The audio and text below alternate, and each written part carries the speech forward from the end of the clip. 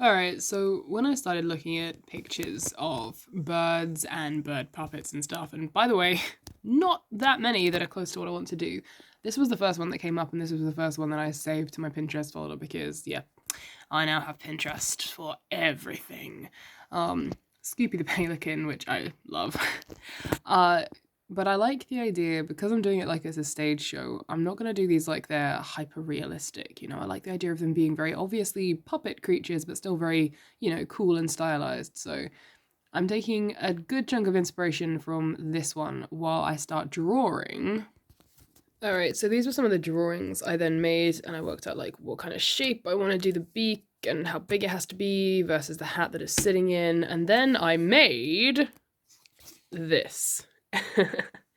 This is my mock-up of how I want the mouth to work, so it can... I can't do it one-handed. I'll have to, though. There we go. Mouth moves and stuff. So what I want to be able to do is build a fairly solid structure for like the rest of the head and the body, and then to be able to sit it down and move the mouth one-handed. This is instead of having my hand in the mouth, because that would involve the puppet being a lot closer to me, and in the scene that I want to do, while I can film some shots without me in them, and therefore I'll have more two hands to manipulate the puppet and I can move its body and everything as well, in the scenes where I'm going to be in it too, I want the bird to still be able to move, and because I'm obviously not going to force someone else to come in here and manipulate a puppet for me because it's not safe to have someone that close to us, etc, etc, etc, I am going to have to do it myself. So I wanted something one-handed that didn't involve sticking my hand into it, because then it's just too close to me. I want the puppet to be on the ground, sitting in its, well, I say nest, but it's going to be a hat, because it's the Neverbird and it's in Starkey's hat. So this is my... how the mouth is going to move right now. Alright, let's try something that's not in cardboard, shall we? This is one of my first attempts at a head, just to try and get the sort of shape right, how I want it to be. Lots of masking tape was used, like a lot of masking tape. I have a fear I'll use even more. And as we go on, I'm just experimenting with how the head is going to look, tilting it from side to side. I think I want to put the rod in a different place, but I'm going to build it like this and see how it goes. Alright, so this is the beak, and I've elasticated it so it stays together. And then when this string, which I will attach through here, I can pull it from down the bottom, so it's going to go all the way down the neck. This piece of string is going to go. But when you pull the piece of string, it opens the beak without you having to put your hand in the mouth. Initially I was going to make my Neverbird very white, sort of like a swan or a pelican, but the more I thought about it, the more I decided, hell, I'm making this look as super fancy as possible. It is a fantasy creature, and so she is going to be super fancy, with all the different colours, all shiny. And here they all are! I have cut them all out painstakingly, and I've got a horrible feeling I'm going to run out. And here is the rough body of what I've made today. I kind of want to change the neck, but I'm going to go with it and see how I feel. Here she is. And now we wait for the papier-mâché to dry. This may take a while. I've got 2 wings, a body, a bit of tail, and a head. Alright, back to more. These are the wings that I have been decorating with all the different colours. They look different in different light, which is interesting. And the body is just about dry. I'm going to do a second layer because you can see where the bumps are, but it doesn't matter too much, I guess, because I'm going to put all the feathers on it. And she is going to be bright and colourful and pretty. And here we are. I've started out with the cooler colours at the bottom, and I'm going to work up to warmer colours as we go further along. And look how shiny it all is. In different lights, these colours look very different. Sometimes they look very pale, and sometimes they're really bold. Here they are, going all the way up. And I'm going to make the neck as a separate piece so that I can move it around and twist it a little bit. But yeah, here are the colours. She is super rainbow. Rainbow Neverbird. And the dog is still storing behind me. I am attaching the wings. Probably going to put them about there, I think. I don't want them to open too much, because I don't want them to disturb the hat.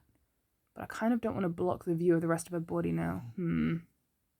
And these are the eyes! I put a vote on my Patreon page so everyone could vote what colour they wanted, and the winners are yellow and blue, so I'm going to give her 1 yellow and 1 blue eye.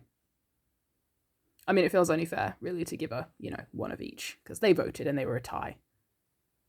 Alright, I'm taking some of these, and I am going to make these into plume for the top of the head, using lots of glue and glitter. Let's do it. And here is plume! Shiny. I'm gonna let her sit and rest for a while because I just hot glued the wings into her side. And the fact that it sort of blends in with the rest of her, I like, because it means that I didn't stick them in the wrong place and I have got my colours right. So I like that look. They sort of flap just a little bit. And I'm gonna have this one hanging over the front of the hat, I think. Alright, this is her all together. I am remaking the head, like literally right now I'm remaking the head and the neck, but proportion-wise, I like it. She's very cute, I'll give her that. For my first attempt, she is very cute. I am going to salvage this beak, and I'm going to remake the head and neck. Because yeah, I want to have a neck that can move better. This one's just a bit too stiff for me. But everything else works just fine, so that is good. And the eyes look nice, so yeah. I love the body, I'm keeping the body, but the head is going to get changed. I'm going to go work on that in a sec. I've got some bits drying. Yeah, I'm going to change that. Yes. Alright. I love the wings. They're so cute. Alright. New neck, new head. Let's do it. You know, the reason that I know that I am on schedule with this is because last minute I've decided to remake stuff. Very happy with the body. Body, wings, doing what I want them to. But the head, while entertaining and pretty, is just not quite what I want it to be. And it would not be me if I didn't, very last minute, decide to remake things. So, got some more foam, got a bunch of these. I am going to rework it because I can't quite explain why, but here we go. Okay, so I want a neck that moves, so I'm getting some string and I'm hot gluing it to all of these tubes which I'm cutting up because that will allow it to bend in different directions when I move it. And now we wait for the head to be dry. I've already decided this is not the final eye placement, I'm just testing to see what the colours look like. I have covered her in glitter, I have hot glued so many feathers onto this, but it is now a wiggly neck, so she has a wiggly neck and she can turn around, and I am now waiting for the glue to dry. Alright, this is not going to be dry by the time I want to post this video, so I am going to give you something else instead. Alright, the Neverbird is very nearly finished, but she is still drying, so I've shown you roughly what she's going to look like, and I'll post another video later in the week when she's all dry and I've sorted her out. In the meantime, to show you what I've done with this month, I have mostly finished my Neverbird, but I have also been working on the script as well. So as an added bonus, and an apology for not quite having the Neverbird completely dry for the end of this video, I am going to read to you some of the first, well, more like the 10th draft of the script for my movie, Never Never. The movie is going to open with a shot of still darkness. A few scattered stars here and there, but mostly just a blank, dark screen. Those of you who have seen my Rewriting Hook review will probably be very familiar with the scene that's coming up now. The first person that we see in this movie is quite a young child. They are floating through the air. They're moving like they're flying, but it's slow.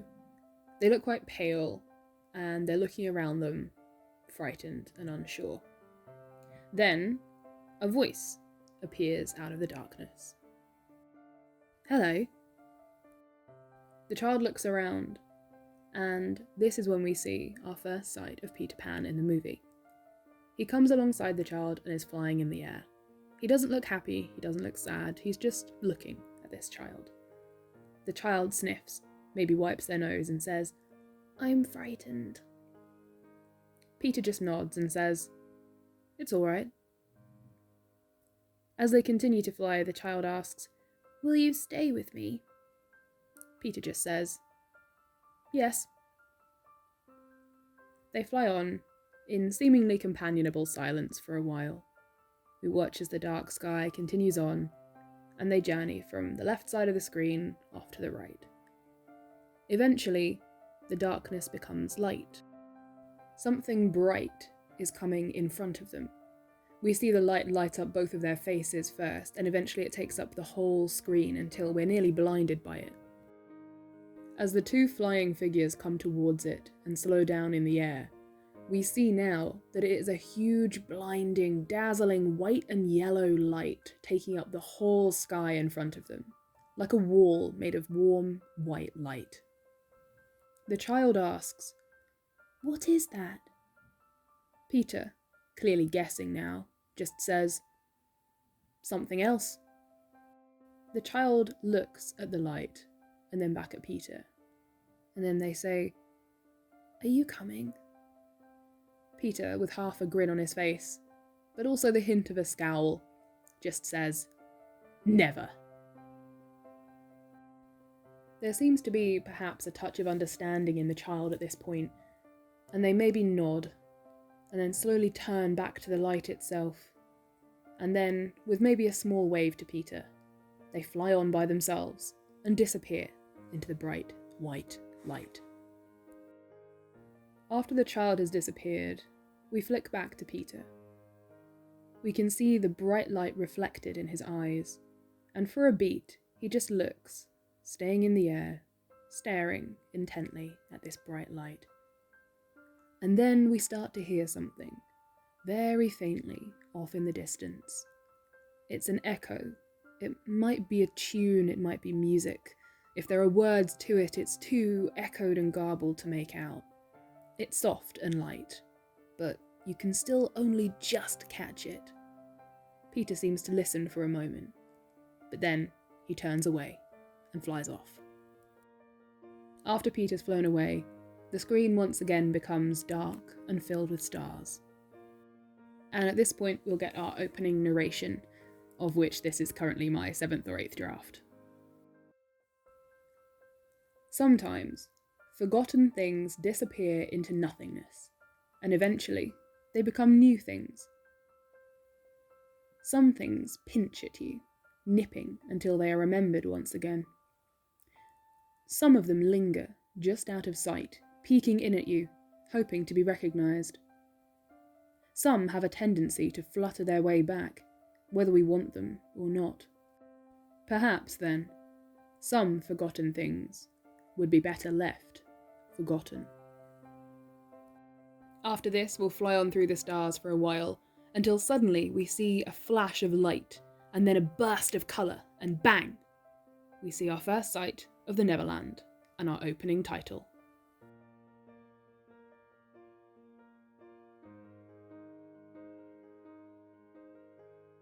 And there we go. That is your tidbit for the moment. That is the added piece of bonus content for anyone who stuck around to the end of the video. I apologise for the lack of finalised Neverbird, but you guys know me, I like to change things up last minute, and I do not want to show you something that is not quite right. So she'll be coming very, very soon. And in the meantime, thank you to everyone who watched this wonderful video. Thank you to everyone who is supporting me on Ko-fi and my wonderful Patreons. You're all absolutely amazing. If you guys would like to support this amazing Peter Pan project, then you can get involved on my Ko-fi or my Patreon as well. If you support me on either of those places, you can design your very own fantasy creature, which I will design after what you suggest, and I will put it into my movie. There's a whole bunch of other stuff as well. If you cannot support me on Ko-fi or Patreon, that is absolutely fine. Just make sure you chuck a like on this video, subscribe to this channel, and chuck a comment down in the comments below. Let me know what you guys are up to and what you think of what I've created so far. Let me know if you've got any thoughts, opinions, ideas, etc, etc. I love to hear from you guys, and I would love to know what you're all up to this week as well. Alright, that is it. This has been a very voiceover heavy Monday Madness. I apologise for this. I am currently covered in hot glue, so yeah, I'm not appearing on screen right now. So enjoy the rest of your week. I will see you next Monday for another Monday Madness. And in the meantime, have a wonderful day.